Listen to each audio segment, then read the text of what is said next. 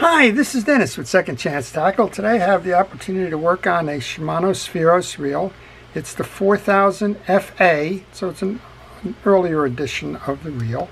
We saw when Cons brought some by, there actually is an Aero Spheros, which was a little bit before this.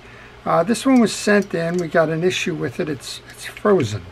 So let's test a little bit. Let's see what we can do or can't do with this. Let's use this one as why fishing reels fail, and we'll see if we can make this thing work. I noticed initially when I just look at this reel that, well, this case screw is loose. It's sitting out. This does turn a little bit by hand, rather rough.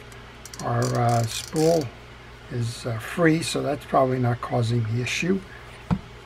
Let's trip that override. We're pretty much stuck up. So let's do this. Let's find out why this fishing reel failed, and let's see if we can give it a second chance. We're going to start by removing the pieces and parts, and as we do, we'll test along the way. And while I do this, I want to encourage you to subscribe to my channel if you like the art of reel repair, if you like to see how fishing reels are made, how they come together, sometimes why they fail. Maybe that's a heads up not to buy a reel like that, or maybe it's just an unusual occurrence. Regardless, my channel kind of covers all of these things. Work on modern as well as vintage reels. And, well, we try to do the best we can to teach you how to do it yourself, so that as you acquire one of these reels, or if you have one of these reels and it needs service, well, it'll be a good reference point for you to do it yourself. All right, well, we're going to take that off and see if that was trapping the spool, and it is not. Why do I mention that? Well, sometimes these click ratchets are missing, sometimes the spool shims are missing, and they can cause a problem like that to occur. It'll bind up below. We're going to see if we can't get these spool shims off next. I'm going to use a little razor knife to try and move these up. These are plastic washers, and they adjust the height of the line on these spinning reel. So if your line is coning, if it's not going all the way up to towards the top, in other words, all the line is gathering on the bottom of the spool, well, then it means it's got too many washers in there, and you have to drop the spool down to allow the line to go up top. And the reverse is true as well, as if it's all up top here and very little bit on the bottom, means you don't have enough washers. You need to raise the spool by adding or subtracting one of these. All right, well, we're just going to work this up. I brought the pliers out to see if that can help. I've removed those two. When I remove my pieces and parts, with the exception of the very large parts, I put them into parts trays. I use a fast food container, and those help me to organize the pieces so that when it comes time to reinstall, I can do that easily. I'm going to use the pliers for this. There we go. We can take the click ratchet off. It usually doesn't matter which side you put this on, but you might want to note that there's two different sides here. I'm just going to lay that in my parts tray facing up so that I know when it's time to go and reinstall that that's the upside of the click ratchet. I wanted to check here to make sure that there's no through screw. And then we should be able to take this handle off by turning it reverse of the crank. So in this case, that will be counterclockwise.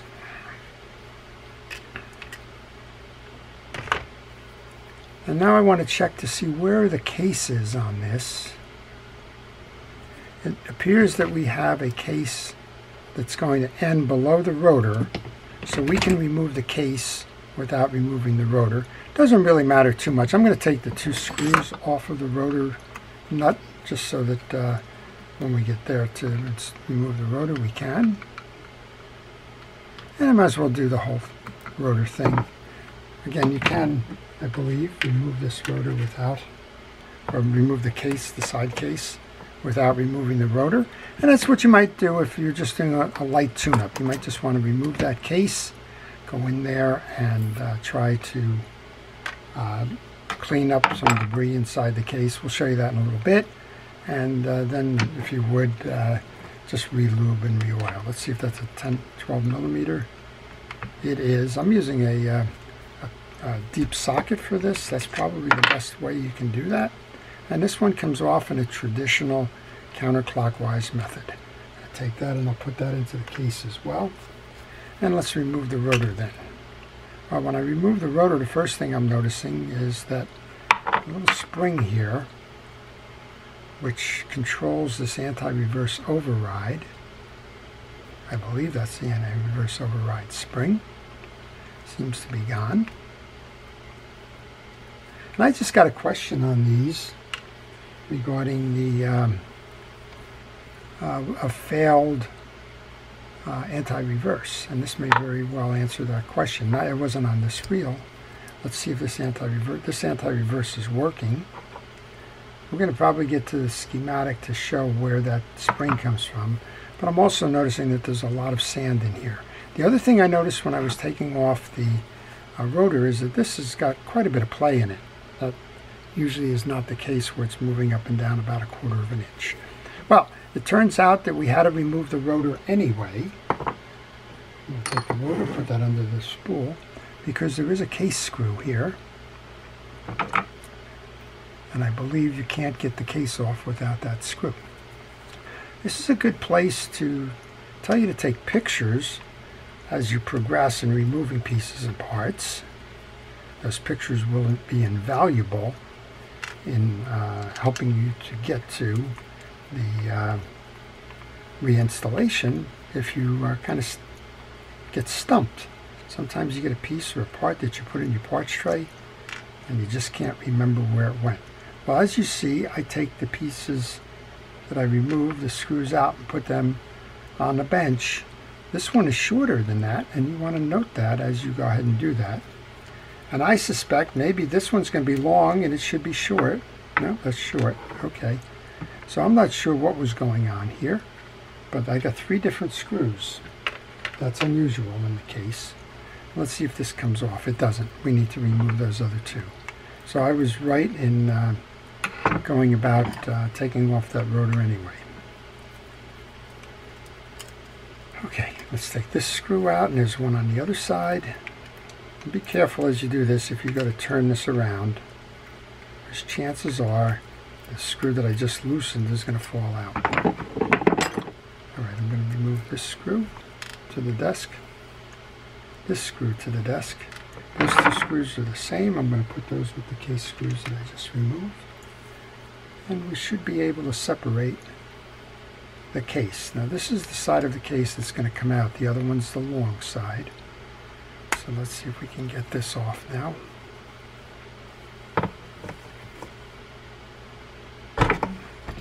I'm going to use a little wedge. I'm going to use a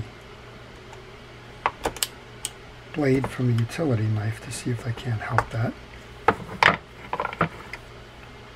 And this is going to give us a good indication of why this reel is failing. As soon as we open up that case, we should have a much better look at the cause of the issues. Well, I guess say no more. This reel hasn't been serviced in a very long time. You can see the chunk grease and sand and debris in there.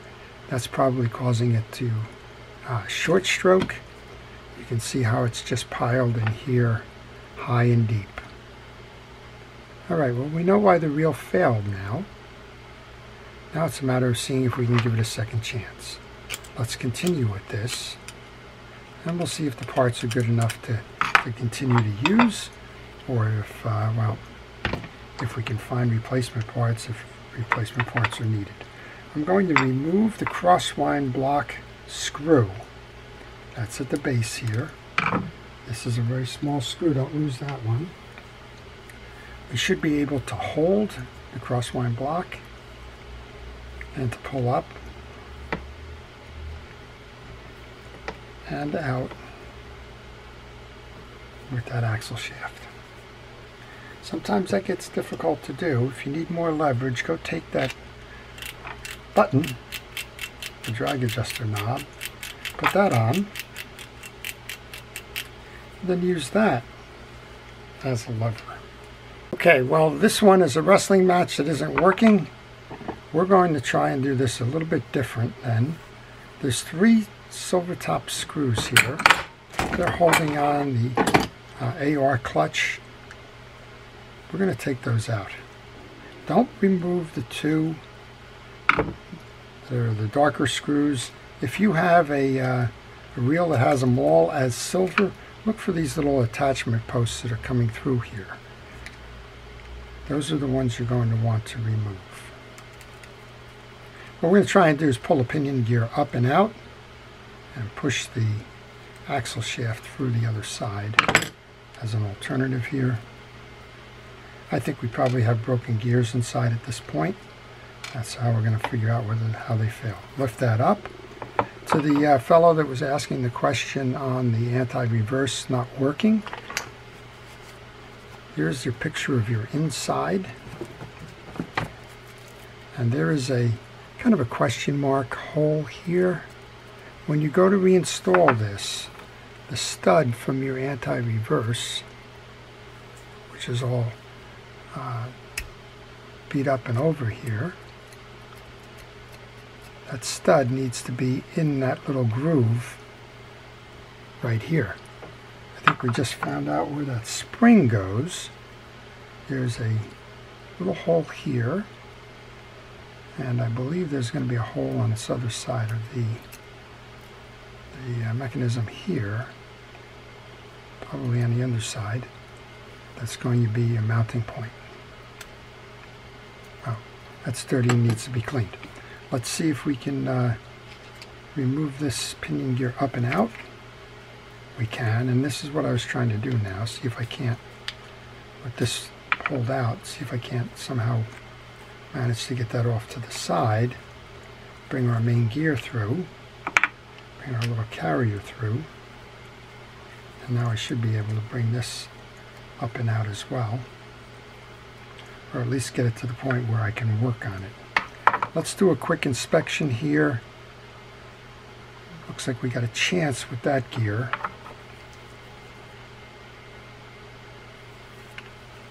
So this is an example of what happens when you don't take care of your reels. And you kind of fish them until they fail. Well, this one has been fished and has failed.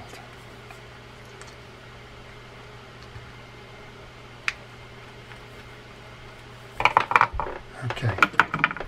Take a look here now, see what we got. Yeah, so this is the cause here. This is the metal. You can see there are no teeth on this oscillation gear anymore. That's why the reel has failed, and that's a lesson learned. So if you're going to fish a reel and you don't take care of it, it will not take care of you. Just pull this out for a moment here. So we'll get in touch with the owner of this reel. I don't believe the parts are going to be available for a lot of this.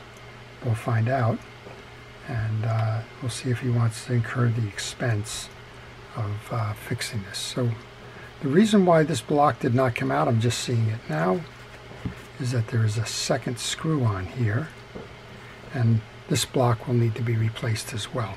So what happened is this one lost its gear teeth, started wobbling. When it's wobbling, this stud, which should be wider than that, started bouncing around in this cavity and has elongated the cavity. So it kind of further ground down everything. All right, well, lessons learned, right? Take care of your reels, they will take care of you. If you don't take care of your reels, well, you're in for an expensive fix, or maybe the reel can't be salvaged. So I hope you've enjoyed that.